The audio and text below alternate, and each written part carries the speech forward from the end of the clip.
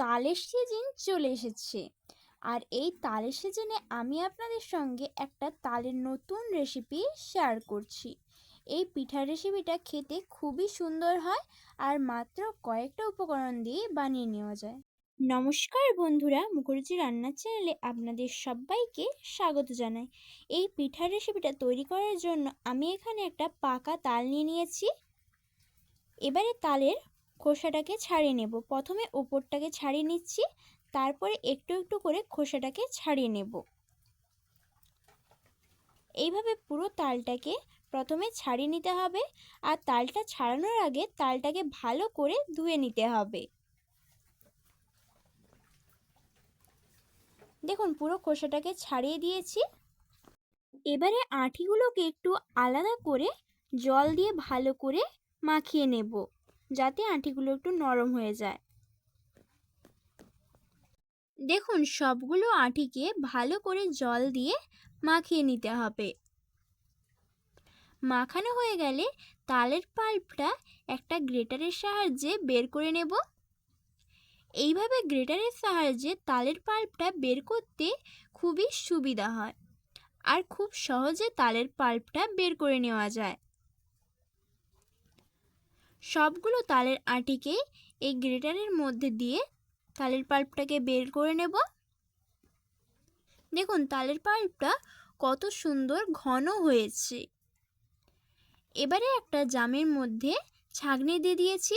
ছাঁকনির মধ্যে ওই তালের পাল্পটাকে দিয়ে দিলাম, যাতে ওই তালের পাল্পের মধ্যে কোনো রোঁয়া না থাকে। এবারে তালের পাল্পটাকে হাত দিয়ে ভালো করে বের করে নিচ্ছি। আপনারা চাইলে কাপড় দিয়েও বের করে নিতে পারেন। এবারে ওই তালের পাল্পের মধ্যে হাফ কাপ চিনি আর হাফ কাপ সুজি দিয়ে দিলাম। তারপরে ভালো করে সব কিছুকে হাত দিয়ে মাখিয়ে নেব।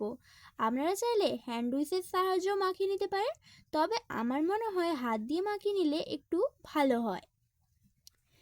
চিনিটা মিলে গেলে এর মধ্যে 2 কাপ ময়দা দিয়ে দিচ্ছি। ময়দাটাকে আগে থেকেই চালিয়ে রেখেছিলাম, যদি ময়দার মধ্যে কোনো নোংরা থেকে যায় তাই জন্য ময়দাটাকে চালিয়ে নিতে হবে। ময়দাটাকে অল্প অল্প করে দিয়ে মিশিয়ে নিচ্ছি। মেশানো হয়ে গেলে এর মধ্যে অল্প করে নুন দিয়ে দিচ্ছি। নুনটাকেও ভালো করে মিশিয়ে নিচ্ছি।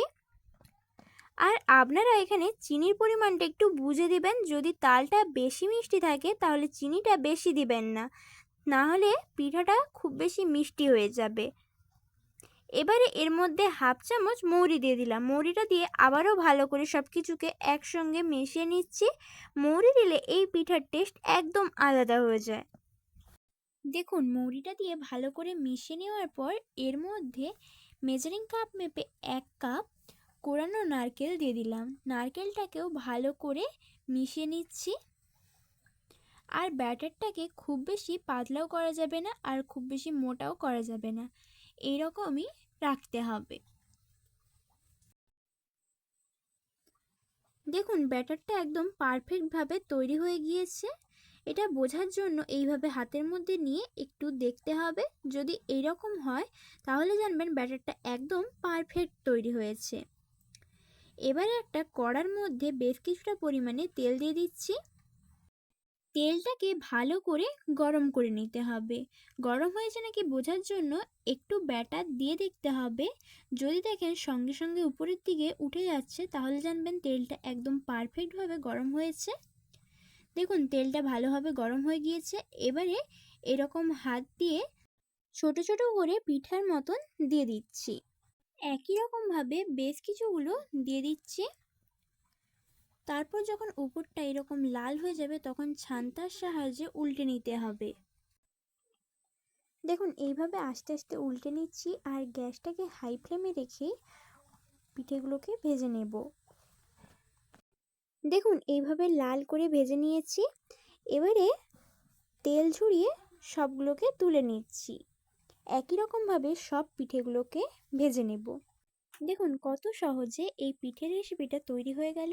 এই রেসিপিটি আপনাদের ভালো লেগে থাকলে লাইক এবং শেয়ার করে দেবেন, আর আমার চ্যানেলে নতুন বন্ধু হয়ে থাকলে চ্যানেলটিকে সাবস্ক্রাইব করে নেবেন। দেখুন কত সুন্দর, কত নরম হয়েছে পিঠাটা। এইভাবে আপনারাও বাড়িতে ট্রাই করে দেখতে পারেন। ধন্যবাদ পুরো রেসিপিটা শেষ পর্যন্ত দেখার জন্য।